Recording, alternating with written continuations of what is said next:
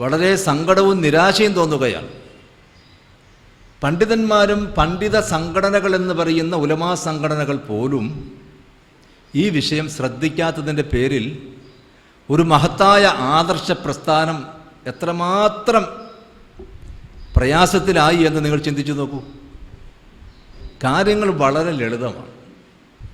ഒരു സംഭവവും സംഭവിച്ചിട്ടില്ല. കാര്യങ്ങൾ മനസ്സിലാക്കുന്നിടത്ത് ഉത്തരവാദപ്പെട്ട ആളുകൾക്ക് പിഴവ് പറ്റി എന്നതാണ് ഖുർആനിൻ്റെയും തിരുസുന്നത്തിനും അടിസ്ഥാനത്തിൽ എനിക്കിന്ന് ബോധ്യപ്പെട്ടത്. ഞാൻ നിങ്ങളോട് പറയും, ഞാൻ ഒരിക്കലും മണ്ടത്തരം പറയാൻ ഇഷ്ടപ്പെടാറില്ല. ഒരു വിഷയത്തെ സംബന്ധിച്ച് പരമാവധി നല്ലതുപോലെ മനസ്സിലാക്കാനുള്ള സാവകാശം എടുത്തിട്ട് മാത്രമാണ് ഞാൻ നിങ്ങളോട് എന്നും എന്തെങ്കിലുമൊക്കെ പറഞ്ഞിട്ടുള്ളൂ. എനിക്ക് വളരെ വൈകിയാണ് ഈ ബോധം ഉണ്ടായത്. ഞാൻ നന്നായിട്ട് വിഷയം പഠിച്ചു.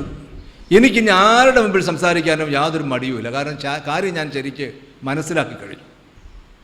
അതിൻ്റെ ആയത്ത് ഇസ്തിആനത്ത് എന്ന് പറഞ്ഞാൽ ഇയ്യാക നഅ്ബുദു വ ഇയ്യാക നസ്തഈൻ ഇസ്തിആനത്തിൻ്റെ പദമല്ലാതെ സൂറത്തുൽ മാഇദയിൽ 2-ാമത്തെ ആയത്തിൽ അള്ളാഹു പറയുന്നു, തആവനു അലൽ ബിർരി വത്തഖ്വ വലാ തആവനു അലൽ ഇസ്മി വൽ ഉദ്വാൻ. തആവനു എന്ന് പറയുന്ന ഫിഅലിൻ്റെ മസ്ദറും ഔനാണ്, ഇസ്തിആനത്ത് എന്ന് പറയുന്ന ഫിഅലിൻ്റെ മസ്ദറും ഔനാണ് എന്നതുകൊണ്ട് ഒരു മാഷിക്ക് തെറ്റുപറ്റി.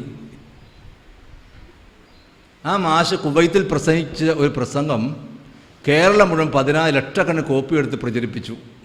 അതിൽ പറഞ്ഞു, ഇയ്യാക നസ്തഈൻ എന്ന് അല്ലാഹുവിനോട് പറയുന്നതിൽ ആലമു ഷഹാദയിലെ പടപ്പുകളെ ഒഴിവാക്കിയിട്ടുണ്ട്.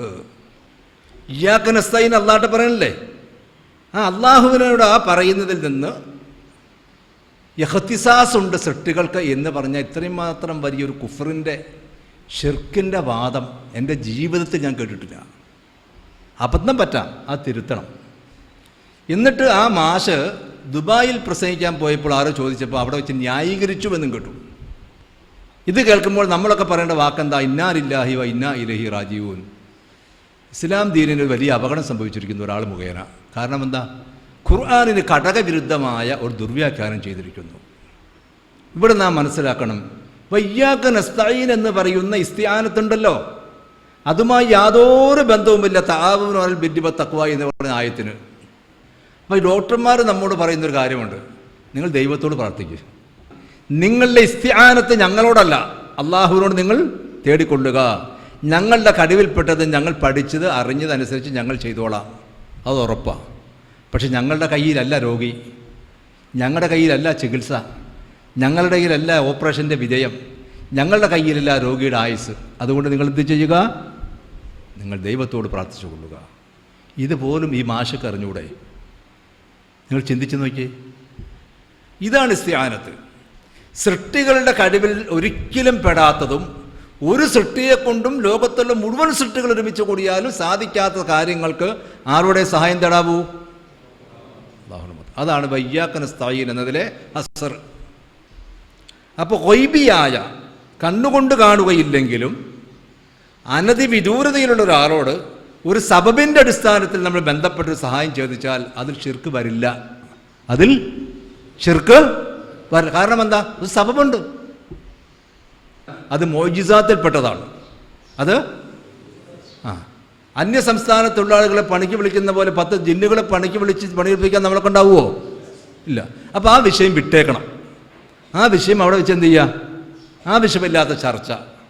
ജിന്ന് മെഴുകുതിരി കൊണ്ടുവരുമോ, ടോർച്ച് കൊണ്ടുവരുമോ, കൊണ്ടുവരുമെന്നും കൊണ്ടുവരുന്നത് ബാലിശമായ ഇതൊക്കെ നമ്മൾ വിടണം.